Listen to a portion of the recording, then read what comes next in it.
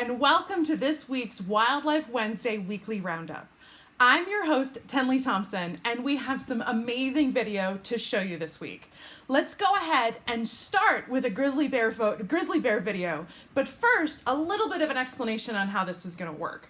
We're going to go ahead and show you the best videos that we took in Grand Teton and Yellowstone National Park this week. Then you'll have a chance to win our trivia question of the week as well as our binocular giveaway. And lastly, I'll be answering your questions live. So if you've got any questions for a wildlife biologist, go ahead and write them in the comment section. And please let us know where you're joining us from. Alrighty, Maddie is in our comment section this week, and he's going to go ahead and moderate our comments while I talk to you all live. He and I were actually out and about and had some really fantastic views of grizzly bear 399 this week. Let's go ahead and check in with her and her daughter, 610. Fall is always one of my favorite times to see grizzly bears, and we have not been disappointed with grizzly bear activity throughout Jackson Hole in the last 2 weeks.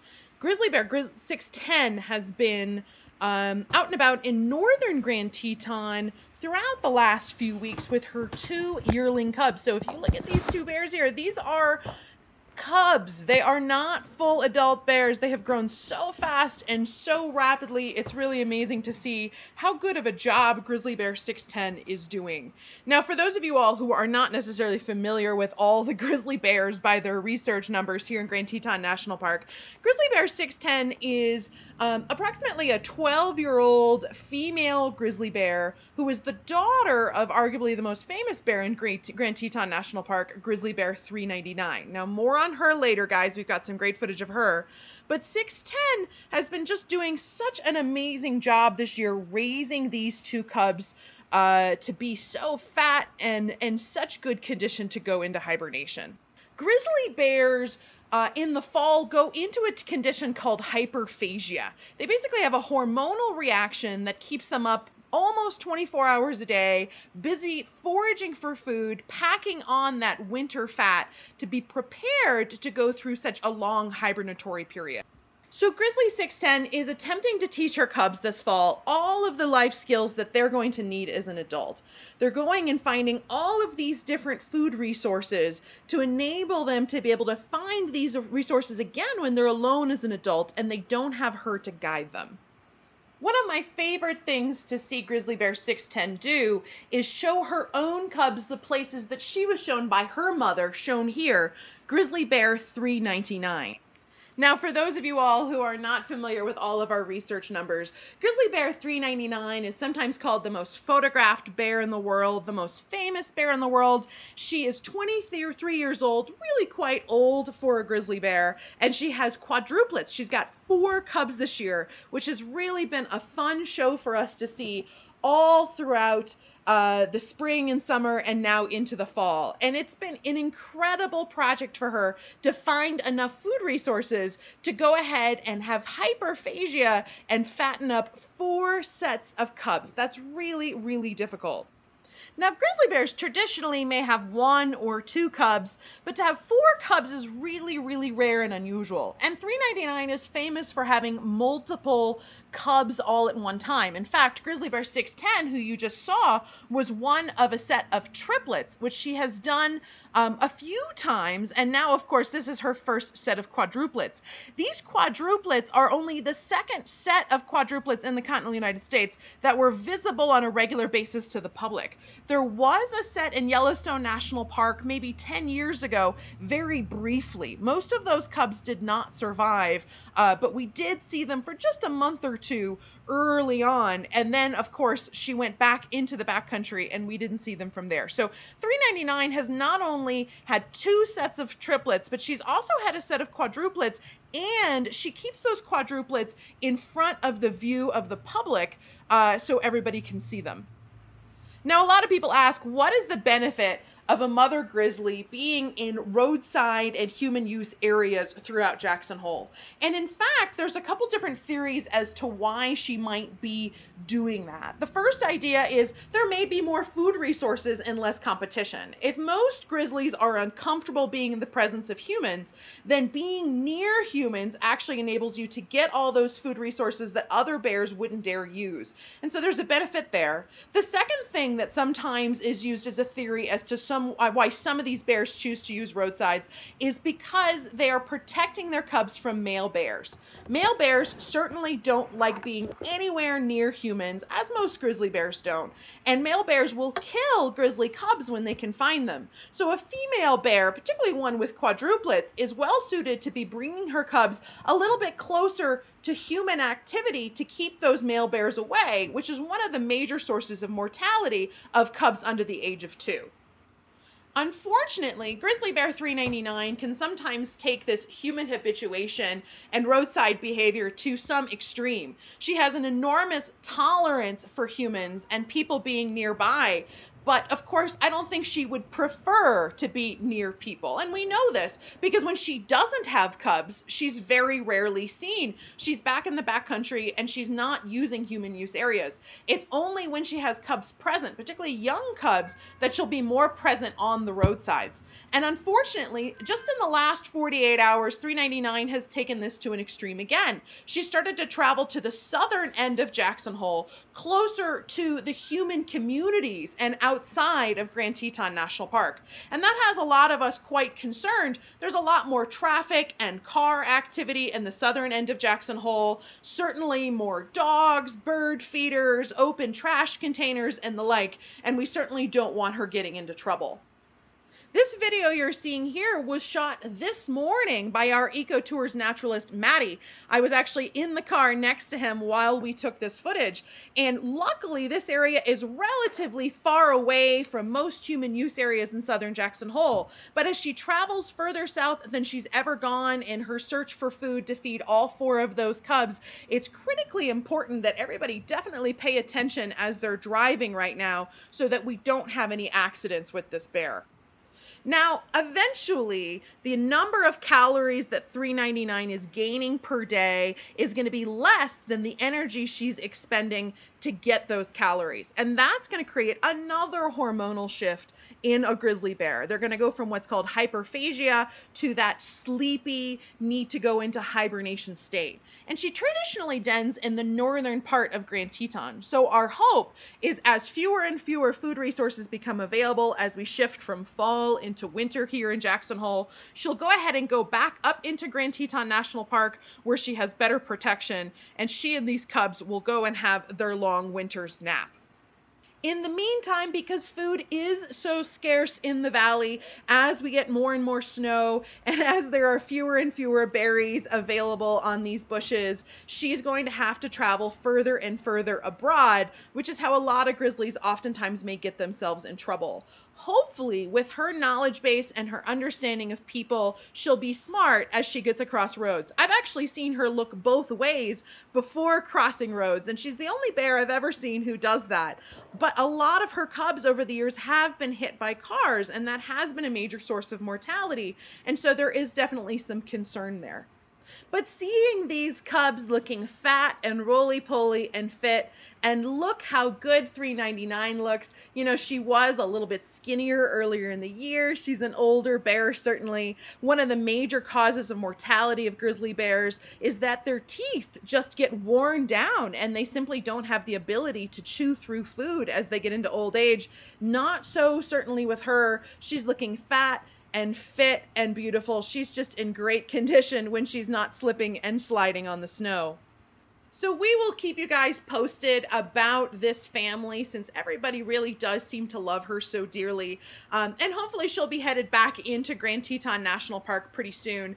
I did, however, get a really fun once-in-a-lifetime opportunity this morning after she had left the area and we had finished viewing her and she had moved out into some areas pretty far away from roads. I went back to the location you see where this filming took place and I actually took a good look at the ground around to get a better idea of some of the tracks that she and her cubs had left. And I thought it might be fun as we finish out this video to show you some of those tracks that she left behind.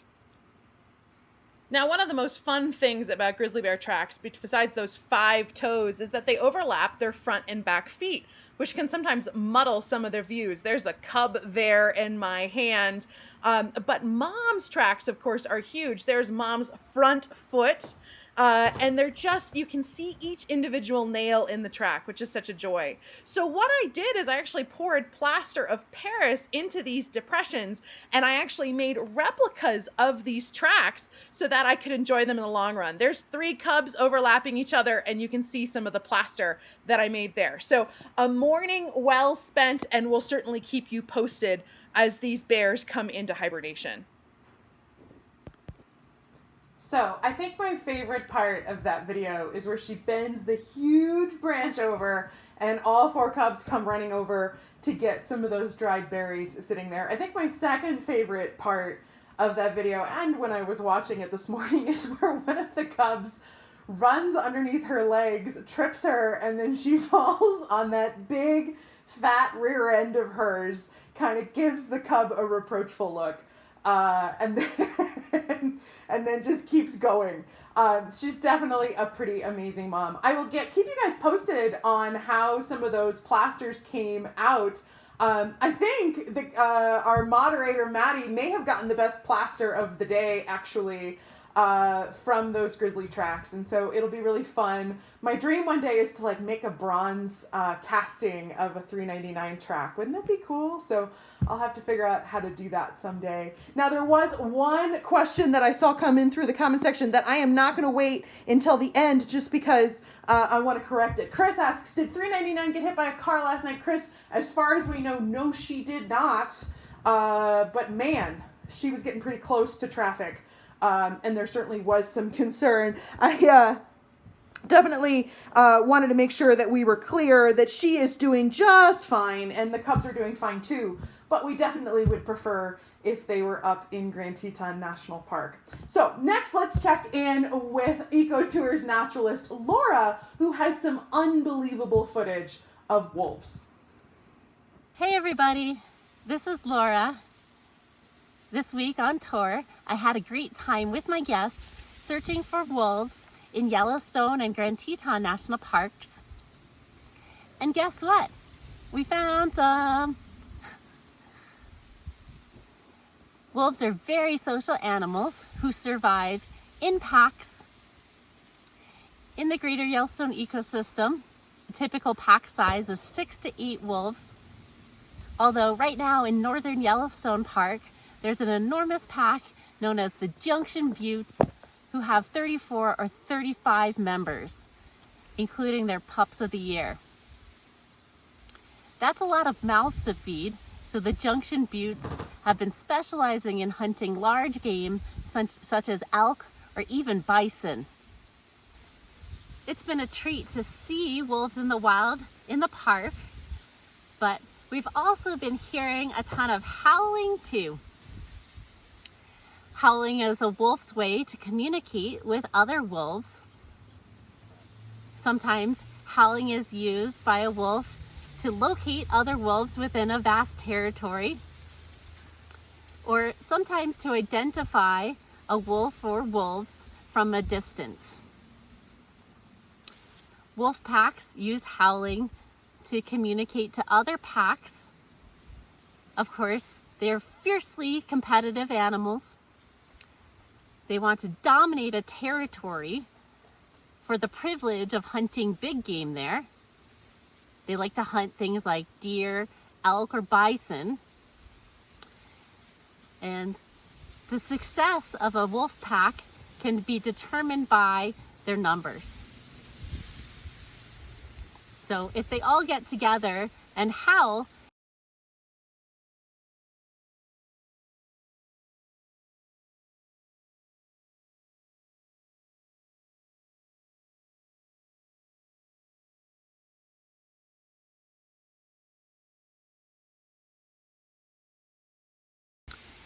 and of course, the more soldiers or the more wolves that one side or one pack may have, the better chance they have for success in that battle. With wolves, the experience of the elder members of the pack can also determine success or failure. The more experienced wolves a pack has, the greater chance they have for success. So experience really pays off. Around here, an older wolf would be, say, like over the age of 5 or 6. Wolves don't live a long time in the wild. The oldest wolf ever documented in Yellowstone National Park was 12 years old. So of course, compared to us humans, wolves don't live a long time. Kind of like really, really big dogs. Of course, at EcoTour Adventures, we're not afraid to have some fun. This past spring, during quarantine in the town of Jackson, Wyoming, people started to howl with one another every night to socialize from a good safe distance away. So if you would, from home, please give me your best howl. You gotta make it loud so that your pack can hear you. Ow! Oh my gosh, that's so fun. Let's do it again. Ow! Did you hear that? Awesome. Well, please join us again next week for Wildlife Wednesday. We'll see you here at the same time, same place. And I hope you have a good week. So guys, I hear from everybody that we're having a little bit of freezing if you're watching this live. I think the upload speeds for Jackson, Wyoming probably just crashed. It happened a little bit earlier today, and within about 2 or 3 minutes, the speeds went back up. And so my hope will be that our local internet company will get things under control quickly for us. We are, after all, in the middle of nowhere, and we did just have a major snowstorm, so who knows what's going on with that. But in the meantime, keep in mind that if things get too crazy for you, you can always watch the video later and the freezing won't be in there. So I apologize for all of that. Hopefully we'll have some resolution for you soon. In the meantime, let's check in with EcoTour Adventures, one of our favorites, Sarah Ernst, who's got some awesome views of ducks this week. Hello, this is Sarah, and we have begun a Yellowstone trip. On our way up here in Jackson Lake, we saw thousands upon thousands of redhead ducks. You can see some behind my hat as well as to the left of my hat. Redheads resemble their close cousins, the canvasback, which we only rarely see in Jackson Hole. For many years, the charismatic and regal canvasback was my curse bird, the one bird I kept missing out on. So there were so many redheads over the years I tried to turn into a canvasback. Redheads are smaller than a canvasback, with a rounder head and a shorter, paler beak. Males also have darker sides than the pale sides of a canvasback. The two birds overlap in both range and habitat, and will sometimes flock together.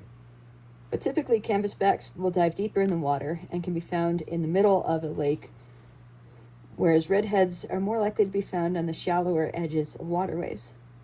The preservation of healthy wetland habitats in their breeding, migration, and wintering range is crucial to both species' survival into the future.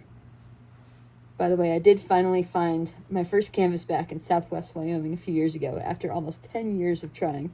I was very excited. There may have been a few hanging around this flock too, but as it was only about 7 degrees Fahrenheit out there, we didn't take the time to sort through them all. The duck world is divided into 2 different camps, dabblers and divers. Mallard ducks, the common duck many of us grew up seeing in our neighborhoods, are in Camp Dabbler. They rarely submerge completely, but instead flip over with their bums in the air and use their bill to strain food from the water. These redheads are in Camp Diver, able to swim underwater using their feet and wings. Diving ducks often form large flocks known as rafts, and redheads in particular form rafts that can number in tens of thousands. The birds you see here bred in the prairie and intermountain areas of the northern U.S. and Canada, and have stopped here in Jackson Lake to feed on aquatic vegetation during their fall migration. In such a large group, one individual is less likely to be picked off by the main predator they would face here, the bald eagle. Not all diving ducks use this raft strategy. We rarely see buffleheads in such large groups, but it pays off for the redheads. By the way, I always thought that a large number of diving ducks was called a raft because they resembled a raft afloat in a lake. But apparently the word goes all the way back to Middle English and originally meant a great quantity of, or a lot of. Pretty unbelievable stuff from Laura this week. So a big thanks to her. And guys, I don't know if you saw in the comment section, but she wants to wish everyone a happy Halloween. Oh my gosh. Ba-doom, boom, psh. Anyway, a big thanks, of course, to Sarah Ernst for that great, awesome view of those redheads. I have to admit, I've never seen a group of ducks that big, so that really blew my mind when she brought that to us. And Sarah has been up in Yellowstone quite a bit over the last couple days, and so hopefully is going to have some awesome new wolf footage for us next week. She's already been sending in some sneak peeks, and I can't wait to show that all to you guys. I think Laura's got some more wolf footage too, so we're definitely going to have a bit of a wolf week next week, and I hope you guys are as excited about that as I am. In the meantime, it's been some time since another big favorite of Eco Tour Adventures, one of our favorite biologists, Verlin, has had his say. Some of you guys remember some of his really funny mushroom videos and wildflower videos from earlier in the season. I thought it'd be really fun to have him chip in his 2 cents this week about moose. Here we have a large group of moose that is gathered in Grand Teton National Park, which is pretty cool because we've spent most of the summer months observing moose living solitary lifestyles. What's brought them together is the annual moose rut, or their mating season, which usually starts about mid-September, coinciding with the fall equinox, and runs approximately 1 month into mid-October. Well, it might be the rut that's brought these moose together. These 2 moose, far too young to participate in the rutting action. These guys, believe it or not, are calves, born early this spring, anywhere between mid-April or even as late as June. These 2 guys came to the party with Mom.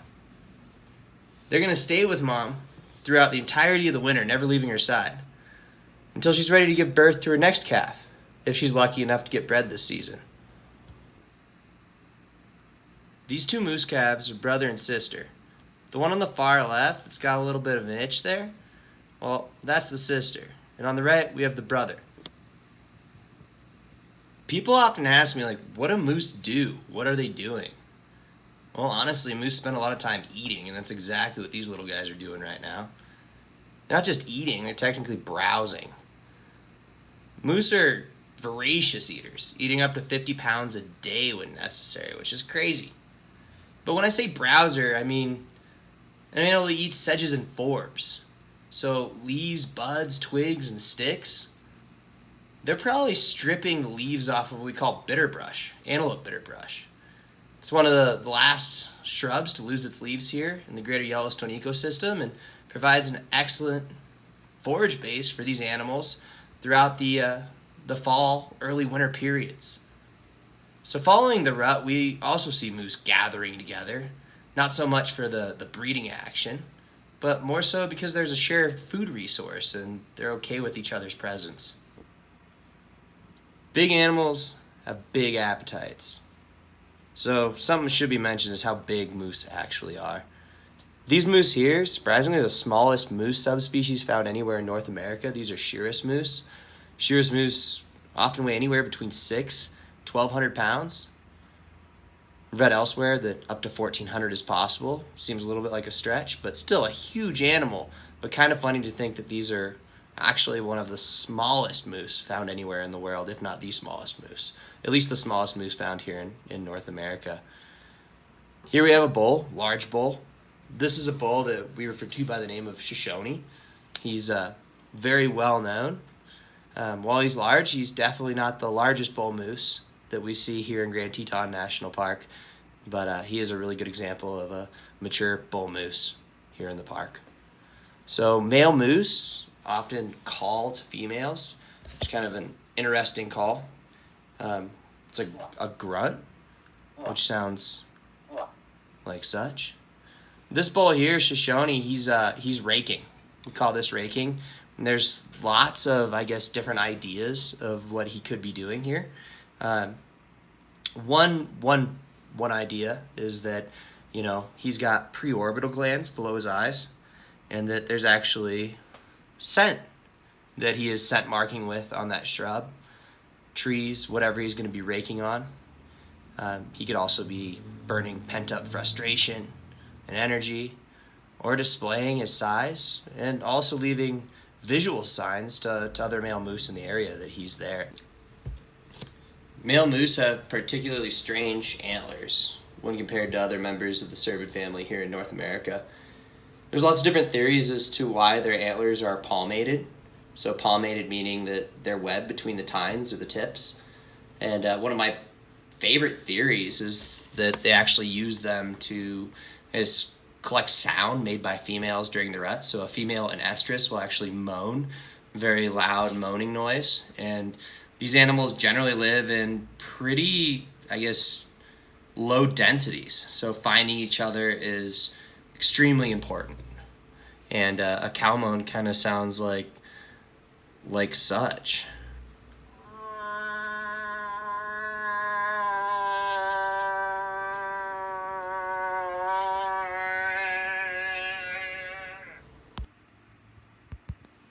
So a big thanks to Verlin for giving us his very best female in heat moose call.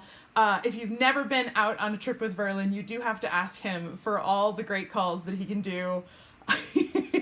He's also just a hilarious guy in general. So really, really fun to get his interpretation on moose. There are not a lot of human beings in the world who know more about grizzly bears and moose than Verlin does. So we really do appreciate him giving his 2 cents this week. Guys, it is that exciting time, which is, guess what?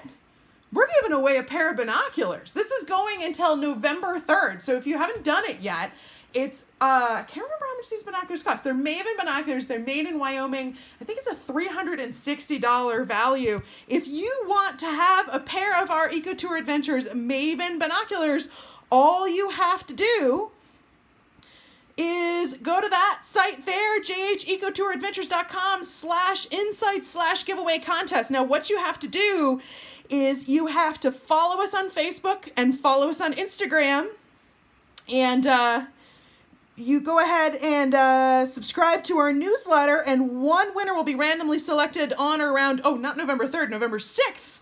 One entry per person, per platform, per post. So it's really, really easy. Go ahead and put a comment in either one of those areas, and you get a chance to win.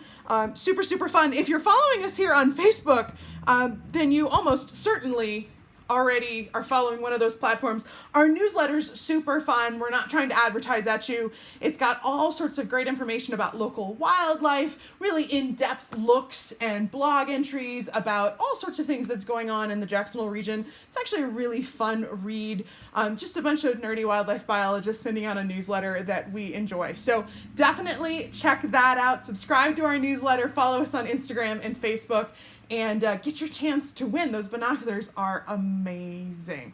So I do also want to mention, guys, if you plan on coming out on a trip with us, definitely mention Wildlife Wednesday. We'll give you 10% off. So give our office a call if you've got any questions. We've got some really cool stuff coming up, including our 6 and 8 day wolf adventures during wolf breeding season this winter, our wildlife art and sleigh programming, where you get to go on a sleigh ride out on the National Elk Refuge and see the thousands and thousands of elk that are out there. It's really looking forward to be a really awesome season. And of course, we have all these great COVID protocols in place to protect you and your family and your loved ones. Everything in our vehicles is sanitized. We do a really great job at that as well. Okay, so what did you guys think? Do we have some pretty good videos this week?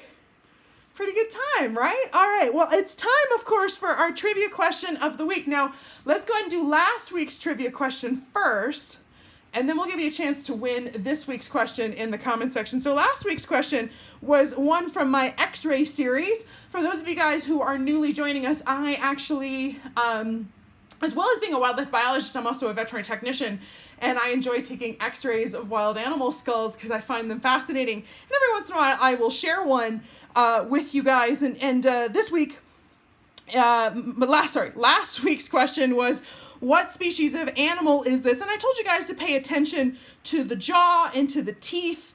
And you might remember I sort of said to you guys that herbivores have molary teeth, right? Primarily molars. Think like a horse, right? Carnivores have all sharp, pointy carnivore teeth, right? Think like a mountain lion. If you look carefully, this animal has both. It's got sharp, pointy teeth and it's got grindy teeth. It is an omnivore. Anybody else know another animal that has both sharp, pointy teeth and grindy teeth? Oh yeah, humans, right? Because we're omnivores. We eat both vegetation and meat. If you guessed that this animal was in the canine family, you are correct. This is in fact a wolf. Quite a few guys got this one right. Dawn, you're gonna have to tell me if that was too easy or too hard. I am trying to make them a little bit more difficult than I used to.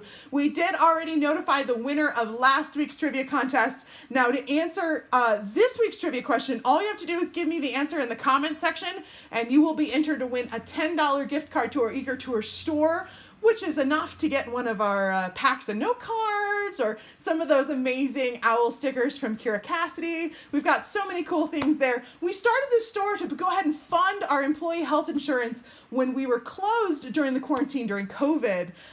So if you are interested in any of this, Maddie can put a comment up in the comment section for us and he can go ahead and show you how to go ahead and take a look at that store. We've got all sorts of cool stuff from face masks. If you want a print of Grand Prismatic, we can certainly do that too. We had 2 requests for the store this week. One was from Sadie who said, can you please make postcards and greeting cards of Grand Prismatic? Sure, let's put them together. We'll see if we can't get those in the store for you. We'll let you know when they're there. And the other one was, please make a plaster cast of those plasters. Actually, I make porcelain casts of the plasters. Let's see how they turn out. I got to give them a couple days to dry, but I'll tell you what, guys, if you're interested, we'll definitely put those in there. And then I also have some wolf casts that we can put in there as well. So if that's of interest, let me know in the Eco Tour or in the comments section for the store for sure. We can definitely do that. Okay, so if you want to win this week, all you have to do is answer the correct answer in the comments section. Now, if you guys are watching from one of the posts, one of the places where this post is shared, one of the groups that we share this to, you got to answer in the main comment section on the Eco Tour Adventures page to win. Otherwise, your vote's not going to count. I also can't see any questions you're asking from those other group pages. So you got to come to the Eco Tour Adventures page to ask me questions for me to answer in just a couple minutes. Okay, this week's question is from our quiz master, Sarah Ernst, who's way better at making quiz questions than I am. She says, what type of rock mined by Native American tribes in Yellowstone can be honed into spear blade or arrowhead with an edge sharper than surgical steel?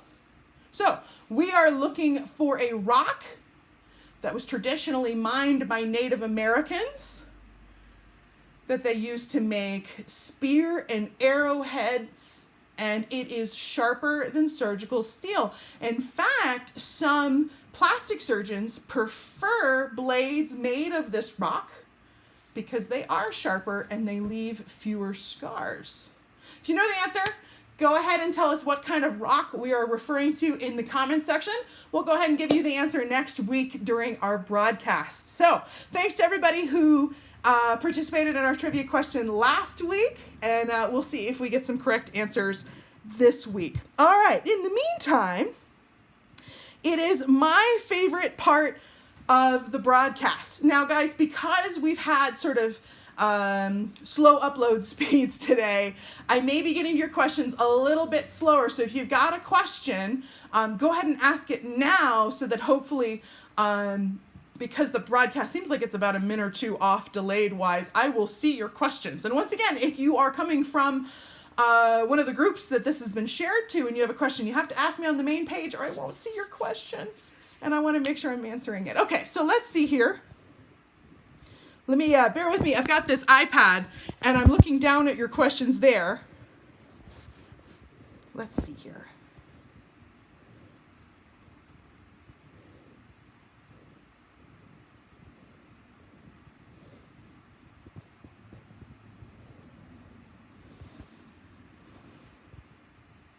Alrighty. I'm going to start up from the top. Les asks, do the Fab Four stay close to mom or spread out like human kids do? Fab Four is a name that a lot of people give those quadruplets of $3.99. So that's a great question. 3 of them stick really close to mom, and there's this one cub who's constantly wandering off and is like way far away from mom.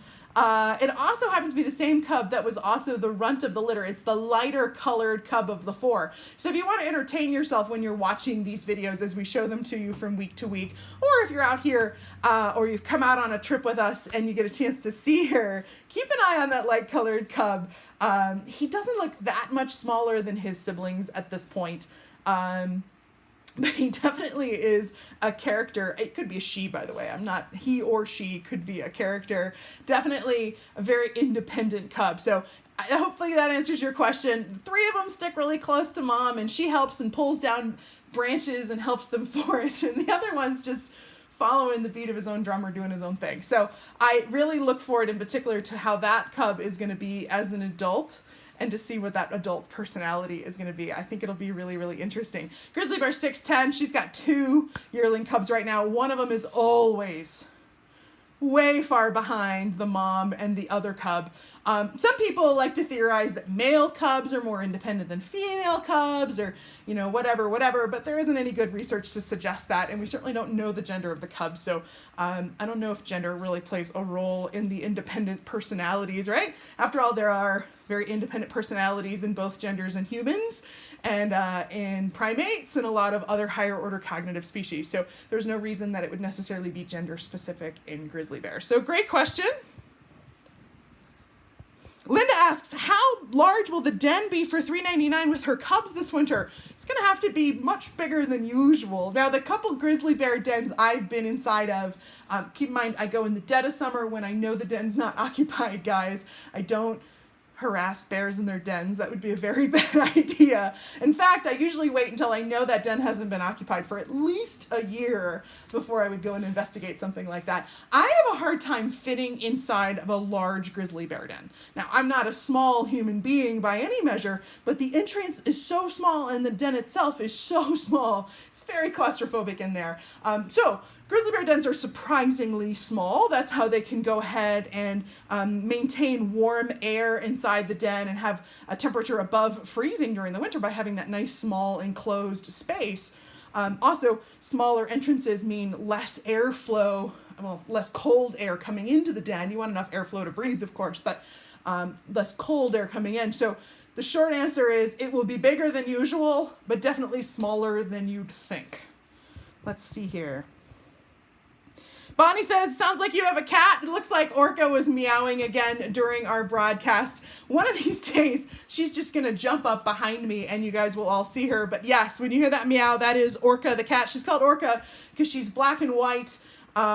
She loves water and she enjoys killing things. So we figured naming her after a killer whale was appropriate, particularly because she lives in Wyoming, right? Because there's so many whales in Wyoming. Let's see here. Justin says, Stanley, do you need an assistant or a protege? Justin, I would love to come just spend some time with you. Come out on a trip for sure. But in the meantime, if you'd love to work for Eco-Tour Adventures, we do hire in the spring, and then you can come hang out with all of us, right? Come be a biologist with us. We're a super fun team. Let's see here. Lessa says, the bison hop when they run, which is super funny. Lessa, it's way funny. That's actually a term. There's a biological term for that. It's called stotting. So stotting is when you bounce with all 4 feet at once. And it's actually really fascinating. Well, it's called stotting in all mammals except for pronghorn. In pronghorn, it's called pronking. And I think stotting and pronking might be 2 of my favorite words in the English language. But basically, the theory behind stotting typically is that the animal is actually trying to draw attention to itself. So if you consider that a predator goes for the most weak and sickly thing that it can find, particularly wolves, in its ecosystem, the easiest thing to catch, a herd animal wants to make itself look really in good condition. And so animals will stot when wolves or other predators are nearby to sort of say, look at me, I'm in such good condition, I'm in the prime of condition, I'm in such good shape that you shouldn't even bother considering me as a meal, go for something weaker. So rather than trying to hide away and be sneaky, they're actually kind of trying to be bold and go, I'm so fast that I don't have to run away from you. I can prance in front of you and get your attention to prove that I'm not worth hunting. It's a little bit bizarre, but it does appear by research seems to suggest that it does work. However, there's one sort of funny thing about that. Some animals who are stotting are bluffing. They're actually the weakest animal. They're really sickly, and so they're stotting to try to bluff out the predator. And so there was a really interesting piece of research that was done a number of years ago that showed that stotting does work, except for the animals that are actually in poor condition and are bluffing by stotting. And in that case, generally speaking, the predators can smell that they're in some kind of a distress. Remember, something like a wolf or a grizzly bear, they can smell pregnancy, they can smell cancer, they can smell all sorts of different medical illnesses and conditions that are present in prey species. Pretty amazing stuff. I don't know if you guys have heard about the domestic dogs that have been trained to smell out COVID tests and actually can detect COVID faster than a machine can. Those are the same dogs that can do things like detect cancer and detect seizures and other conditions. So obviously a wolf, which a much more powerful sense of smell, and a grizzly bear with an even more powerful sense of smell than that, is going to be able to detect a lot of things that might be wrong with an elk, whether they choose, or bison, whether they choose to stot or not. So pretty great. I really love stotting. So thanks so much for that question. Michael says, when the bison are chasing the wolves, then they stop and butt each other. Do they have a short attention span? Why are they doing that? Well, we'd have to ask Laura, who might still be in the comment section, and she may have something to say beyond what I'm saying here. But I think there's two things that are going on. Those bison were trying to move those wolves off, if you were watching that video, and they were feeling aggressive and telling those wolves to go mind their own business. And of course, when one bull bison is acting aggressive near another bull bison, sometimes it means they've got to do a little sparring as well. So I think it's two things. I think number one, yes, they do have that limited of an attention span. And two, one was being pretty aggressive towards another one, and he took the wrong idea and decided to do a little sparring to prove his dominance, which was pretty funny because they were just trying to move the wolves. But you notice it was effective. The wolves were definitely moving. Sadie asks she says, if I howl in Northern Virginia, my neighbors might have me committed. Your happiness is contagious. It is contagious. She's amazing, isn't she? Guys, when that howl was going on during the quarantine period, it was so much fun. But I do have to tell you that my daughter, who's now 19 months old, we would take her out and we would howl. This is back in, March, April. And she would cry because she was so confused by the howling. So everybody was really enjoying the howling, particularly my dog. But my daughter just did not understand why the whole neighborhood was howling. So I hear where you're coming from for sure. Dawn asks, what's the edge range of ravens? We have a lot of crows in Illinois, but there's turkey vultures. Oh, are there turkey vultures in the Yellowstone ecosystem? Okay, this is a really interesting question, Dawn. When I was a kid, there were no turkey vultures, and there were almost no crows. That was not a species that was native to the area. They have become invasive, and there's a lot of different arguments about why we have quite a few more of different kinds of birds. So we have more starlings in the valley than we once did, house sparrows, which is a European species, than we once did, so does a European starling. Definitely more crows. It used to just be ravens. You wouldn't have to differentiate between the two. And turkey vultures are definitely beginning to show up. Not in big numbers, but we are seeing them on occasion. Historically, there were too many scavenger birds. Bald eagles and golden eagles and ravens. That was enough for other scavenger birds to not be able to compete. Now we're seeing turkey vultures and crows come in. Hard to say exactly why that might be. Some people are saying that it is a result of climate change, as we have a more temperate climate here in Jackson, which is usually a pretty extreme place to live. Things like crows and turkey vultures are able to survive here. But the other theory is as our predator population has improved, remember grizzly bears went from almost extinct in 1966 to pretty close to recovered today. Maybe not genetically recovered, but definitely on the way to that. And of course, wolves weren't present after 1929 and were reintroduced in 1995. All of these predators create more carrion, which allows more scavengers. So that might be what's going on as well. As for the range of ravens, that's a great question. I might punt that one to Maddie in the comment section. I have no idea what the range of ravens are, but I'm sure you can find a range map on the Cornell Lab of Ornithology or at the Audubon website that'll just find you a range map, and he can put that up for you guys and answer that question. So that's a great one. Lea Bowen, it's really great to hear from Lea. She asks, what is the flap of skin under the male moose's neck called? That is called a dewlap.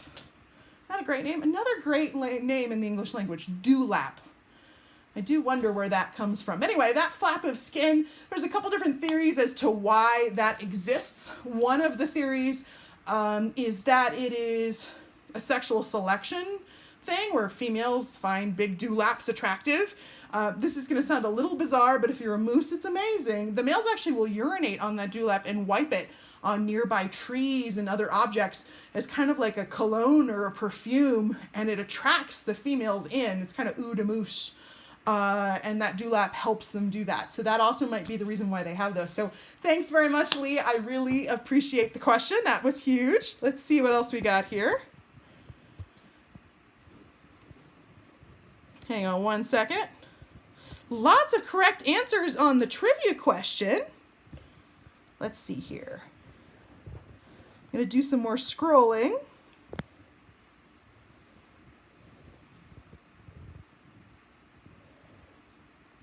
Oh, we're also asking for postcards of snow scenes, like that great Instagram post we did this week of the trees. I think that might be Josh's post that he made, which is another one of our naturalists. So I will certainly ask if we can get postcards of that as well, and we'll put those up for you. So thanks for that.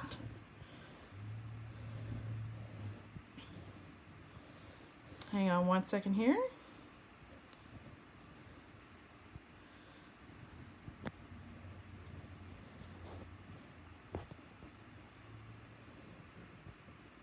Alton asks, I hear that the Fab Four off the reservation, i.e. park, and are closer to the ski resort. True. Go ahead and take a look at the first video of our broadcast this week. That will answer some of your questions. We're being a little cagey about her direct location because the last thing she needs right now is a bunch of people to go harass her. This is not good where she is at the moment in terms of, I want her to be out in the wilderness, and she's definitely away from people, but I hope she heads back into the park soon. In the meantime, definitely be careful out there on those roads so that we can keep her safe. Let's see here.